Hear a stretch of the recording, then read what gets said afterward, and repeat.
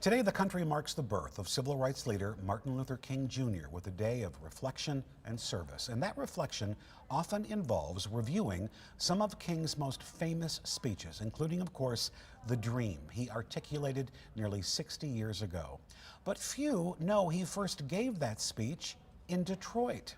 13 on Your Side's Charlie Tinker connected with a woman who was there for what she calls his dress rehearsal in 1963. I have a dream. It is a dream deeply rooted in the American dream. King's dream struck a chord in Elizabeth James' grandmother.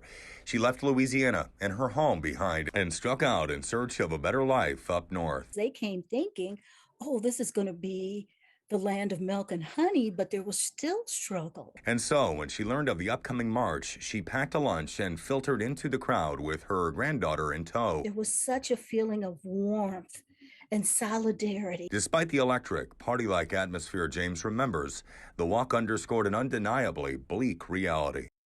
May 1963, Birmingham, Alabama.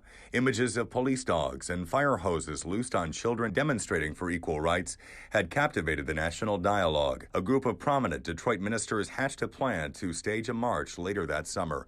Organizers decided on June 23rd to commemorate the anniversary of the 1943 Detroit race riots 20 years earlier. Then Governor George Romney would declare it Freedom March Day. There was a lot of buzz about it because it was the first time that a lot of different groups were gathering together. The crowd that would gather to hear King speak would then make June 23rd, 1963, the largest civil rights demonstration in the nation's history, a record destined to be broken. He was kind of floundering in Washington.